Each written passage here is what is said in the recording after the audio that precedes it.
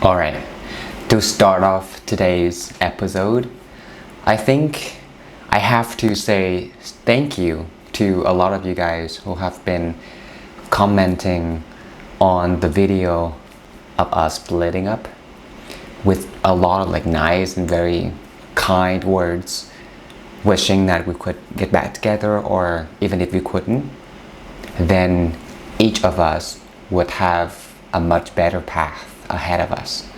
And so thank you so much for your support and for your sweetheart, because this whole world of YouTube is going to look really dull without those comments and without you guys, those who are really kind-heartedness.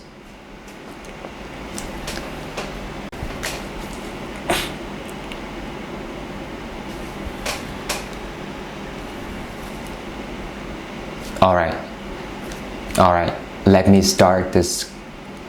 What?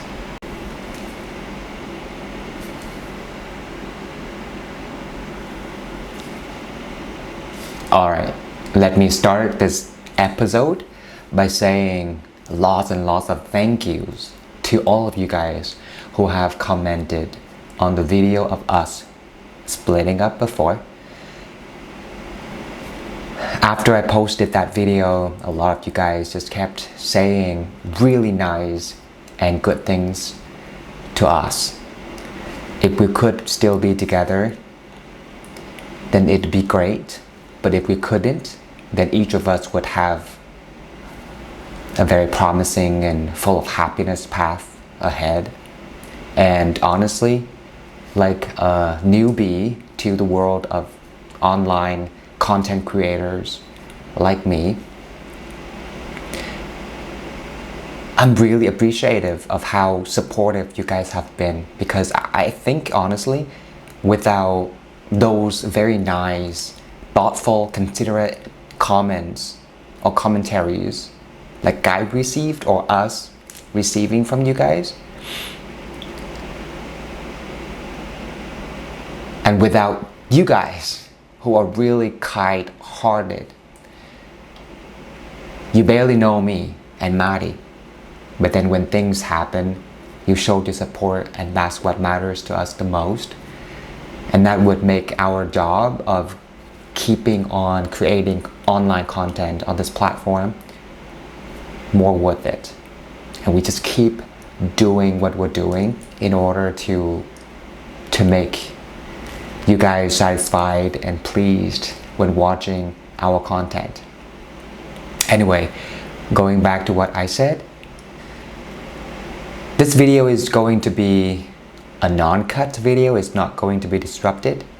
I'm not going to stop the camera and just keep talking non-stop to it, to actually let you guys know that this isn't just like a pure commentary or a pure vlog where I didn't have to prepare, and everything that I'm saying in this vlog is going to be based entirely and purely on my honesty, whatever off the top of my mind. Just gonna tell you guys everything. And as you already saw the thumbnail, when you clicked on this video, it was gonna be about me becoming a dad for the very first time. I really do love the saying, the moment a baby is born, the father is also born. I think the guy who created that saying, his name is Oshan, if I'm not wrong pronouncing his name. And as of now, it's been 1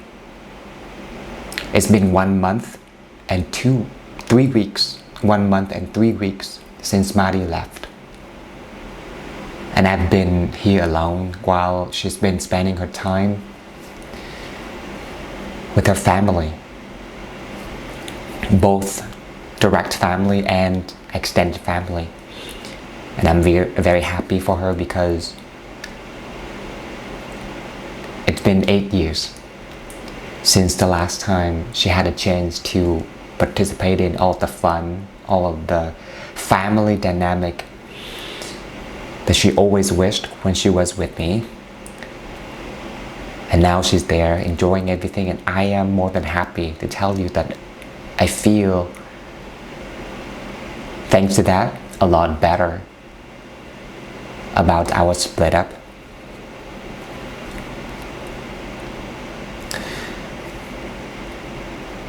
After she left for about 1 month, we were actually getting on the brim of having to decide whether we wanted to extend our splitting up period or not, because originally we wanted the period to only be 1 month, but then we decided to extend it without even saying what the day is going to be the final, because we got into some kind of like bickering again.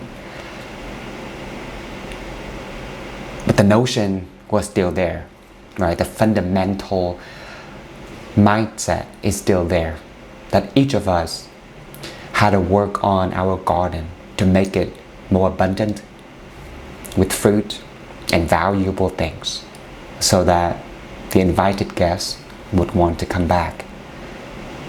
And that held a lot of truth. And I was a little like upset and frustrated when things didn't go as expected on her side. She was going through a lot of like, emotional roller coaster. Her mood swings were actually wild. She talked to me being a little off. Everything that she was saying was off beam. I was like, man, I couldn't accept this because I was really focused. Like my concentration right now is just like laser sharp. Not even razor sharp anymore, but laser sharp. In order to make things right. In order for us to get back together by any chance. I would still believe that I done my job. And my garden is actually becoming more beautiful and more desirable than ever before. So I was just doing my job, and talking to her, I felt like she didn't. But long story short, 1 week later, I found out why she was really emotional and uncertain about things. Little that I know, she started being too emotional that she could cry about nothing. And somehow her mom just asked her to go take a test for pregnancy, and she did twice before telling me, and turns out she was positive. She was pregnant.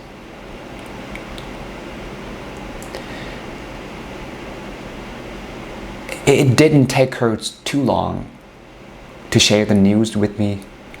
She was really happy. And when I received the news, talking to her on the phone, I was, oh my God. I was, are you serious? Is it true? Can you do it again? Just to make sure that this is a legit thing. She did it again in the morning. She said that she'd do it in the morning, and then she did it. She showed me the exact same result on the pregnancy test. I was basically on a roller coaster of emotions as well. I didn't know how to react and how to feel. And I think that's the reason that I would like to make this video and sharing my experiences, also feelings with any of you guys who are going through the same thing, the same path, or any of you guys out there who have been showing us some loyalty and some interest in our content and would like to know a little bit more about us.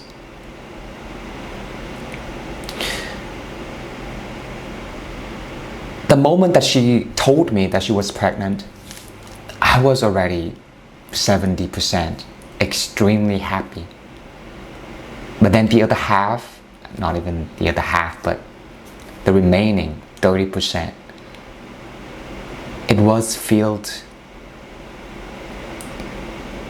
with uncertainty and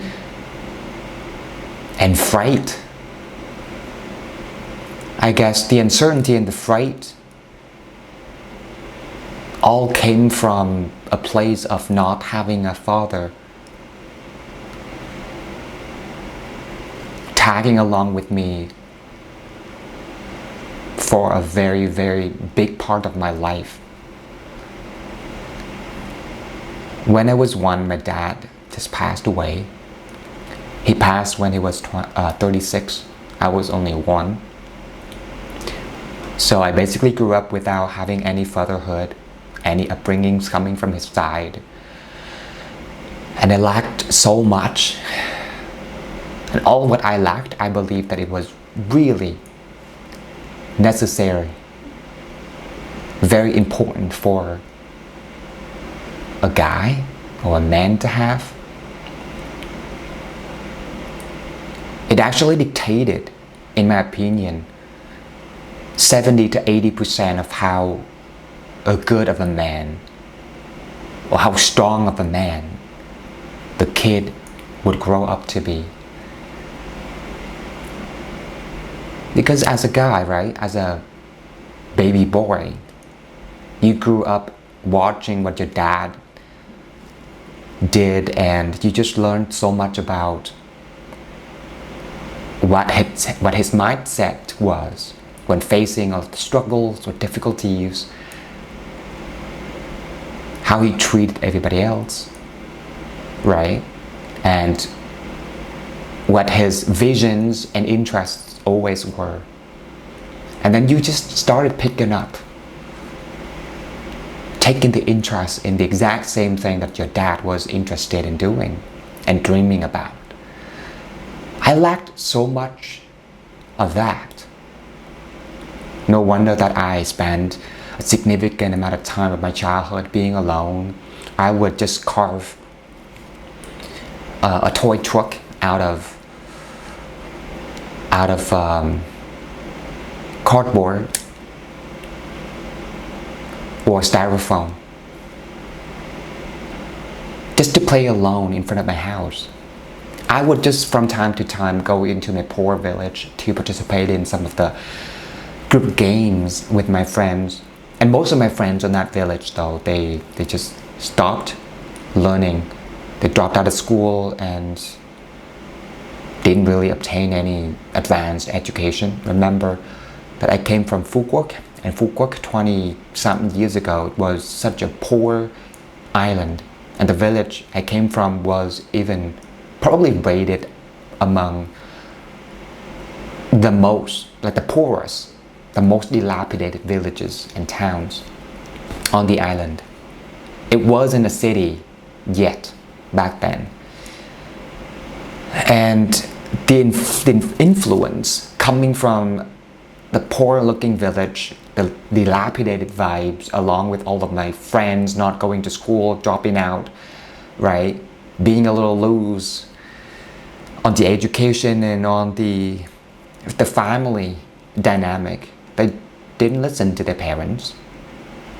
They went wild. They started drinking alcohol, gathered together and did a bunch of regretful things. I never participated anyway. My mom didn't have enough time to guard me in safety, because she had to raise 5 of us. So besides me, I have 4 older sisters, and they were just way too older than me that they left the home, and I was there alone with my mom.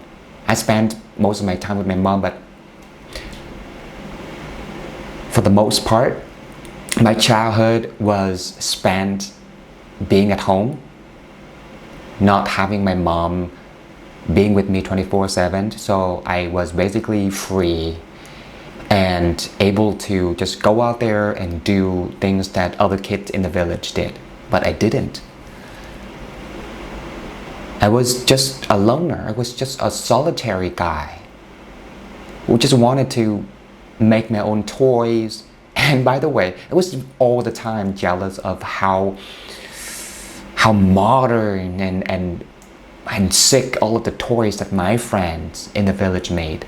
And I wanted to mimic, I wanted to come up with that kind of model as well. I remember they made like some of the tiny little trucks, right, or boats out of metal pieces or out of styrofoam. I was just trying to mimic. I was like, okay, I saw it, and now I'm just gonna return home. I'm gonna use whatever my mom had at home to do the exact same model, to make myself a very cool looking toy, if not better. I did all by myself, and none of that could have happened if I had a dad, because he was going to be there making all the toys that I ever wished for myself, right? But yeah, it was really bad for me. But it wasn't as bad as when I went to my secondary school and high school. My mom, she was busy taking care of the entire family, all of my sisters and myself. She was totally alone, so this is not a blame on her or anything. I'm just saying that that's how it was. And I appreciated every single thing that she did for me, even though I lacked so much, but it wasn't, in the first place, her responsibility to take care of what I lacked. She provided me with whatever she could. Honestly, she did more than what she could. She somehow nagged herself and tried to become a dad for me too. Of course, the job was never best fulfilled by a woman. But she sent me to school because I was a very hyper and full of energy, even somewhat naughty kid. She sent me to school 1 year earlier than the other kids. So for you guys going to grade 1, you have to be like 6 years old, but I was 5. And when I went to my secondary school and high school, I was always the youngest in the class, and nobody knew because my mom also changed my birth year on the paper, on my ID. So nobody knew that I was 1 year behind them. But I was always smallest, the smallest in the class. Even girls could chase me around the class or around the school just to beat me up because of something naughty I said or because of nothing that I've done, you know. But when I hit my puberty, it was actually grade 12. Rewind the time a little bit. When I was in grade 11, I saw one of the most educated kid, one of the most educated and fancy, I don't know what's the term for it, like the village was so poor, but there are 3 households that seem to be decent in terms of how good looking or how decent the houses looked and how decent the parents' education level or background was. And so the other 2 households were of rich families, while my family, my house, was the 3rd one. But we could never compare our living condition with theirs because they were a lot richer. And all the kids from those families, they were lucky because they had both of their parents.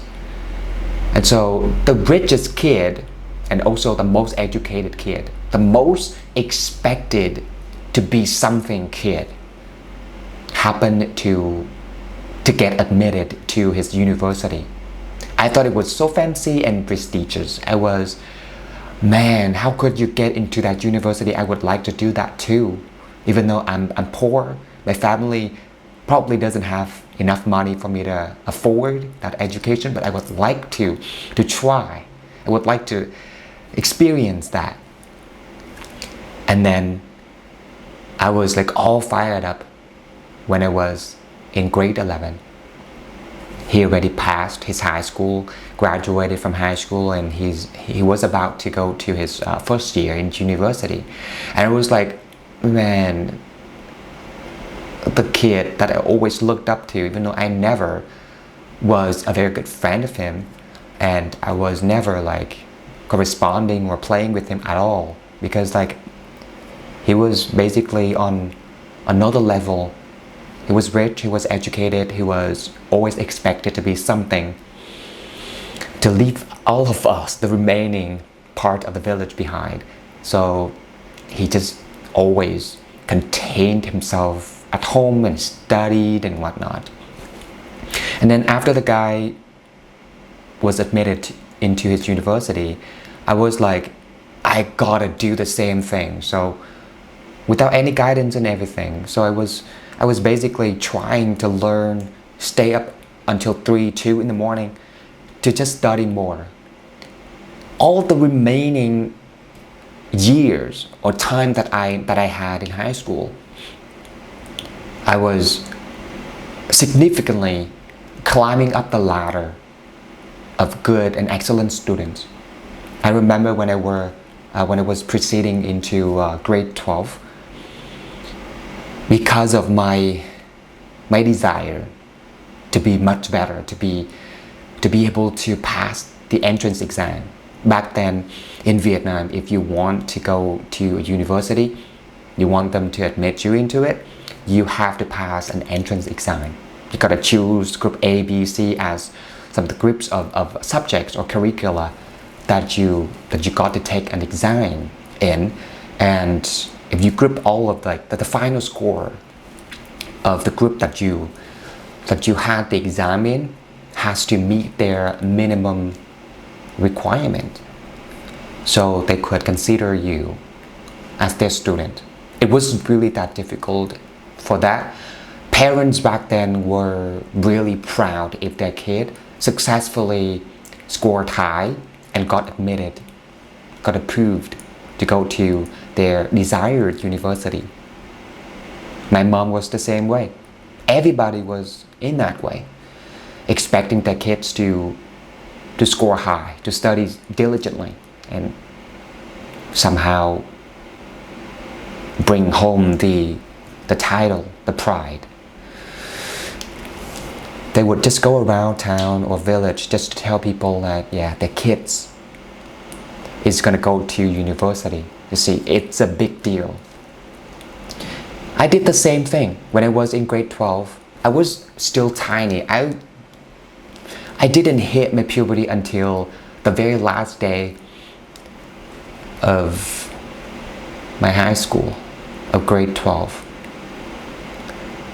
So I was just focused on the study. And then I scored a decent amount, decent enough for me to go to an education university. And what I mean by an education university, it was actually located in Ho Chi Minh City, and from the island, Phu Quoc Island, to Ho Chi Minh City. Back then we didn't like planes, right? Planes or aircrafts were not a common means of transportation for people to go from Phu Quoc Island to Ho Chi Minh City, because it was just way too expensive and not a lot of people could afford that. So what we did was that we would have to take a boat to get to the mainland, and from that closest point of the mainland, we have to take a coach that would take about 6 to 7 hours to go to Ho Chi Minh City, and that's what I did during my university years. If I wanted to go back home to visit my mom or to celebrate Tết holiday with my family on that island. So it was absolutely worth it for all of the strides in study that I made, because I was going to that university to become an educator. I was trying to become a chemistry teacher in high school. So after graduation, all of us would be entitled to becoming a chemistry teacher in high school, teaching high schoolers chemistry. And back then, it was just one notch, or maybe a few notches below being a doctor, being a dentist. It was really high up the ranking system that it was really desired. And if I was about to become a chemistry teacher in high school, my mom would be so proud, right? And that's how she felt though. She went around and she just like kind of bragged about how I got into that university and how I was about to become a teacher in high school. But the main reason that I went to that university was because I didn't believe that we had enough money for me to afford any other majors or any other schools. Becoming an educator is actually contributing to the country, one of the jobs that you could hold to make the country better, right? So that's why in order to learn or study in that program, you don't have to pay. The government takes care of all of the tuition fees. They sometimes could even give you some money to encourage you to become an educator so that you could pay back to the country. So I went to that university and I went through all of my like chaotic teenage years. I hit my puberty and my curiosity just got the best of me. I got frustrated very easily and I also got distracted for the most time in that university. But then after that, I went through a lot of like ups and downs, navigating who I was. After my graduation, I didn't want to settle with a steady job like a lot of my friends had. They wanted to get a steady flow of income, right? I'm talking like 200, 300 US dollars for a monthly salary. But they would be very satisfied with that amount. And then what the mentality is that they'll make that much money, and if they have a partner, the partner is gonna make another 200, maybe 300 US dollars, right? So the combination is gonna be about 600 a month, and that would be enough for a household to withstand and sustain the living, even in one of the biggest cities in Vietnam back then, Ho Chi Minh, or even Hanoi.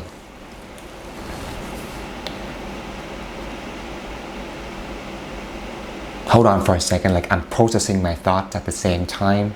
I can't like just keep talking non-stop without having to pause a little bit in order to know what I'm about to get into next, because I would like to sharpen my thoughts while speaking, because each and every single sentences that I'm making right now are very important to me, and I would like to take it very seriously.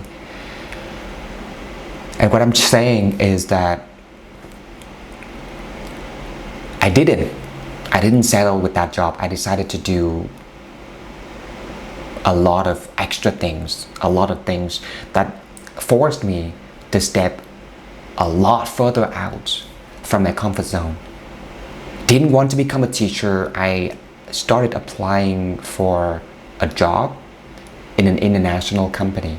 It was a life insurance company, but it was actually a franchise of that life insurance brand, originally coming from England. Prudential is the name of it. It was managed and governed by foreign people, international people. That's what we refer to them when we were still working for that company. A lot of them spoke good English and whatnot, but then I couldn't even speak any word of English when I was 24. After my graduation, I couldn't speak any word of English. I applied and then I got admitted into that company. I got approved. I started working for that job for 1 year, teaching people how to sell insurance packages and policies to people. And I did very, very well for that job. But then I decided to quit.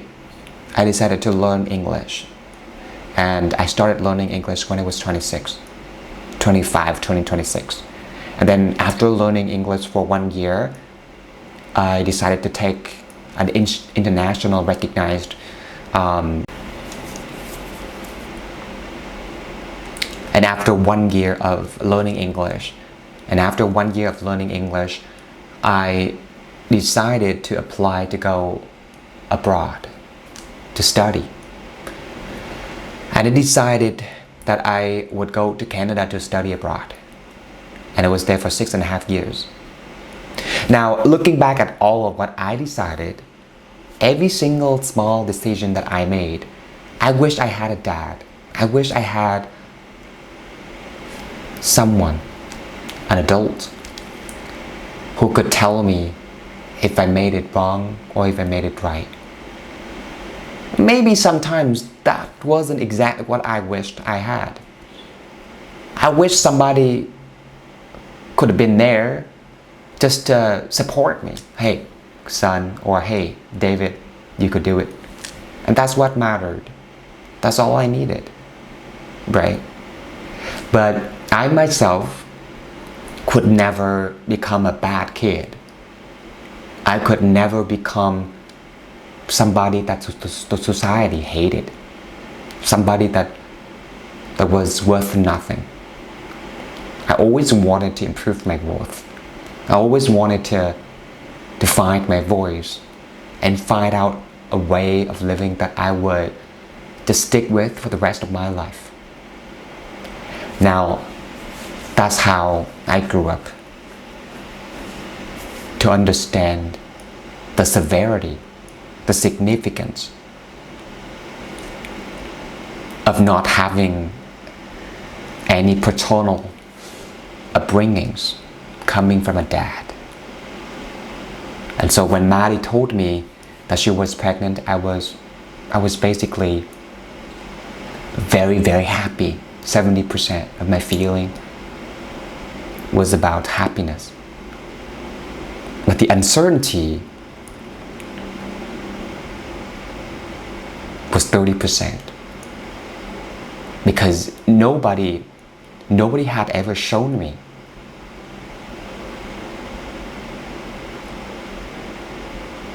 as a father, as a dad. Nobody had ever shown me any paternal upbringings that I needed in my life. And if I didn't see anybody perform that before, or be in that role before,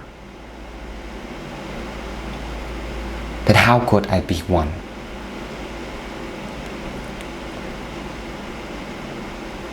By now, you'll know that Maddie and I will get back together no matter what happens, no matter how things are gonna be. We're just gonna have to stay the course with one another, just to raise the kid, the baby, my first kid.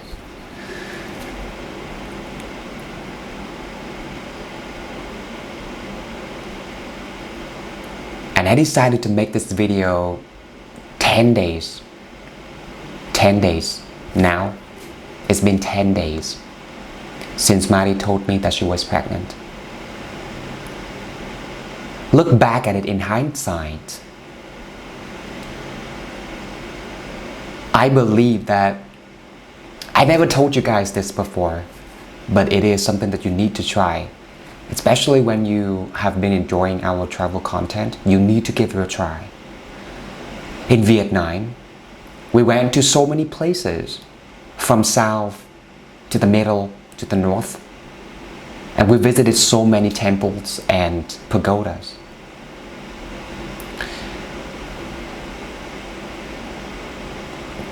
The culture and the religion are really that significant that Vietnamese people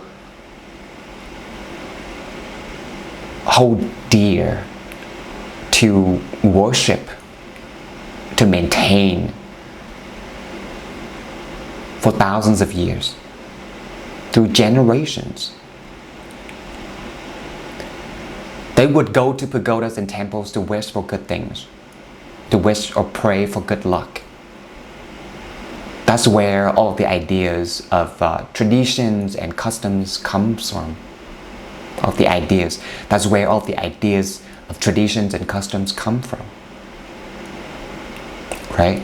And so it's maybe as an outsider, you might not take it seriously, but trust me, you need to take it seriously. You need to believe in it after I share with you this story. After we passed through the south central coast and the central highlands of Vietnam, we headed north. The first province we hit, it was about to be released for that video very, very soon, probably for 5 weeks from now. You'll see that video coming out on our channel.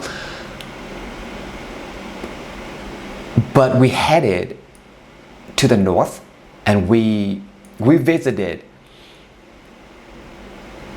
oh my goodness, like so many temples or pagodas to even remember. I can't even remember the number of them that we visited. And each of them, we also prayed for good things. Now, what we prayed was revolving around 3 things. And these 3 things are actually what we wished, and also what people just started like innocently imposing on us as we traveled. Every single place that we went for lunch, for a meal, okay, or maybe for a bottle of water, people just asked us, okay, so you guys were husband and wife. Have you had kids yet? I'm wondering how your kids would turn out to be, because you look like a nice couple and the husband is an Asian and the lady, the wife, is a Westerner, and so I think the combination is going to be outstanding for your kids to inherit. And I'm like, yeah. And Marty was like, yeah. Marty is always a kid person. She's really lovely and gentle and knowledgeable about kids. She's really good with kids. Kids love her everywhere she goes.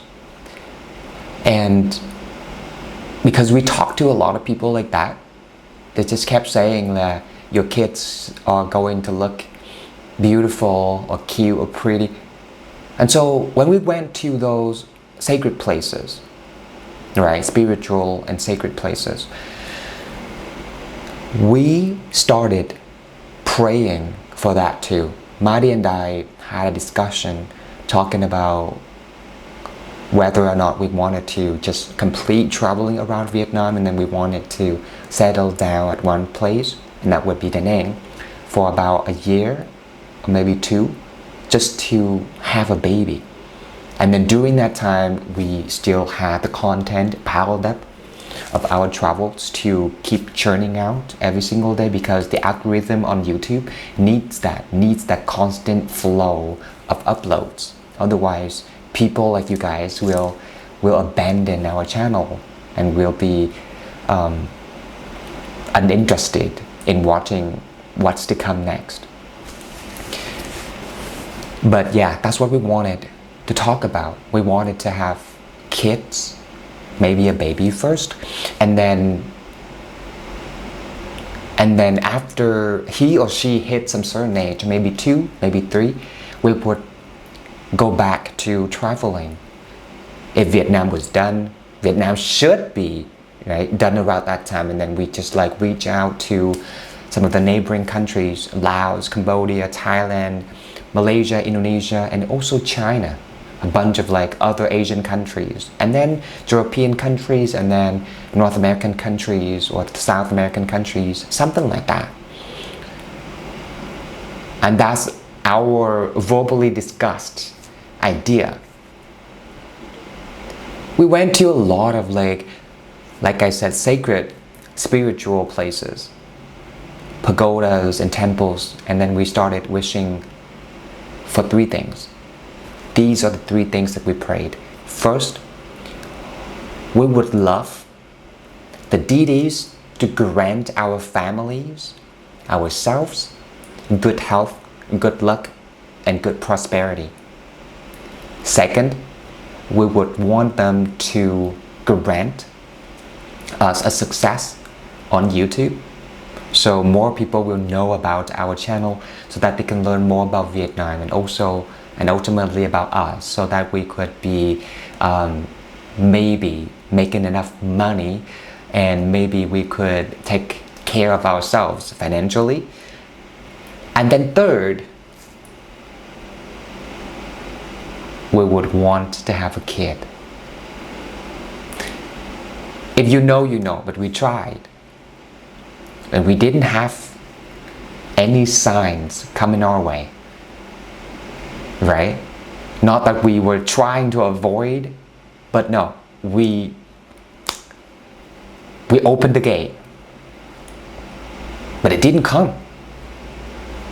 We just went to a lot of places like that, and then we prayed, we wished. And then we thought that if we were sincere, authentic, right, we really wanted it, then the gods, the deities would give us the baby and everything that we wished. Now that we know that they did. And maybe the other 2 things are still in the making, are still in the process of becoming a reality.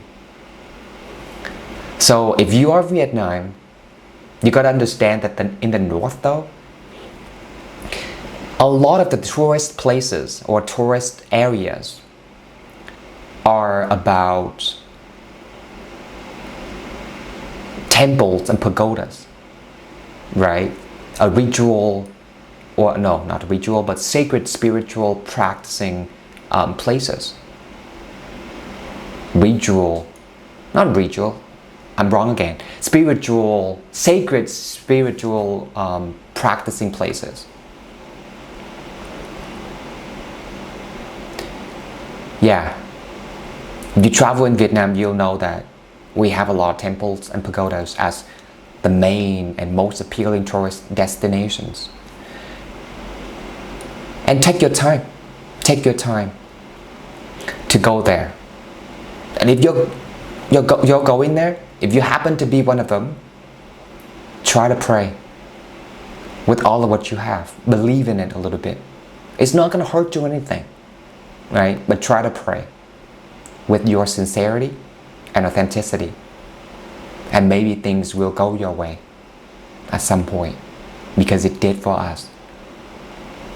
Now,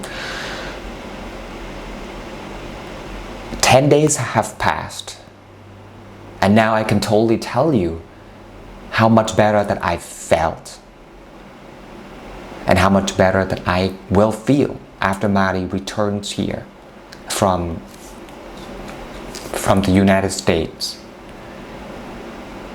Because I feel like I was reborn. I feel dragged a little bit down, or more down, because now I have more responsibility, but that is something that I need.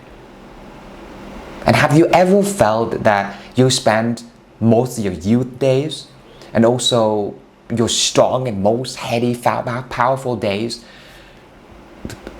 I'm sorry, I'll ask that question again. Have you ever felt that you spent most of your youth, heady and powerful days on absolutely unnecessary things? And when you hit 30, when you hit 34, you're becoming wiser, but at the same time, you're being afraid of having to commit to a kid, a serious relationship, a serious family.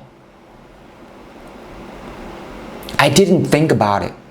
I didn't think about me being a dad so much. That's what I prayed and wished at those temples and pagodas, but I never pictured myself becoming a dad.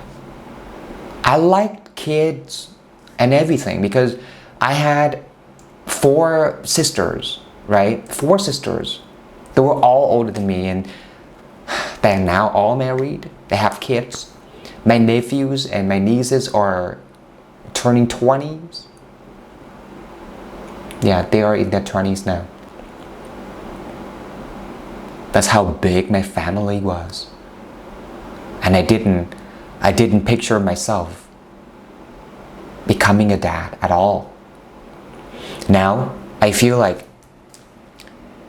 come on, all of my personal goals, aims, let's just cast them aside, right? Or I have to focus on them a lot more so that successes come my way, and when the baby is out, I have more time and more ability to take care of him or her. I'm more well-rounded. I'm more ready.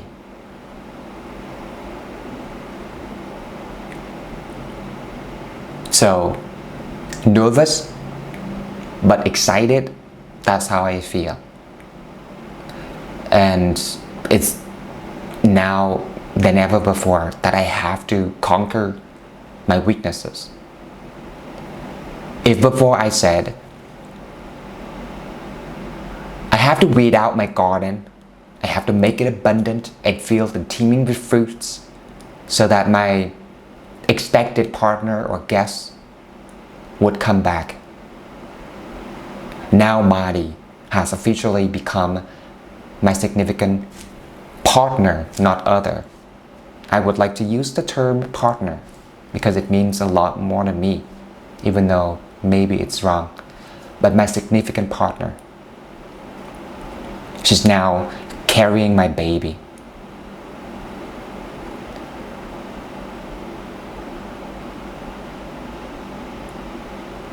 And I don't know what her garden looks like right now, but my garden has to be maybe doubled, abundant. The amount of fruits has to be a lot more.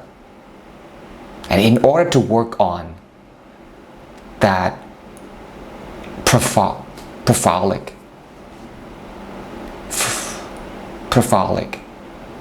and in order to work on that propholic garden, I have to work more, and I have to conquer my own weaknesses, right? The notion that I had before, the idea I had before, now it has to become a reality a lot faster because I only have 9 months. So it's gonna be a lot of work. It's gonna be a lot of stress. But I believe that I could do it without any prior knowledge of what a dad's roles are all about. I think I could do it. And we will, we will have to stop traveling, especially in Vietnam, but we will resume all of our travels when the time comes, all right? So if you like the style of us making all of the travel videos, just keep expecting that kind of content to come in the future as well. But we're also going to make a lot of other types of content. For example, this kind of video, just sitting still in front of the camera and sharing all of the opinions and ideas and also emotions to you guys. And I hope that by sharing this, it can actually help you guys if you are going through the same situation, or you're kind of in the process of liking our content and would like to know us a little bit more. And also, the type of content that we are most drawn to, especially from my side, I love cooking. I love taking care of Maddie. She's gonna be back and she's gonna need a lot of food, because I know how crazy and insane her cravings could be. And so I'm all ready to pick up new skills, especially, you know, all of the gastronomic skills, in order to make good food for her, to satisfy her cravings. And along the way, I'm going to share with you all of the foods that along the way, I'm going to share with you all the foods that I make for her.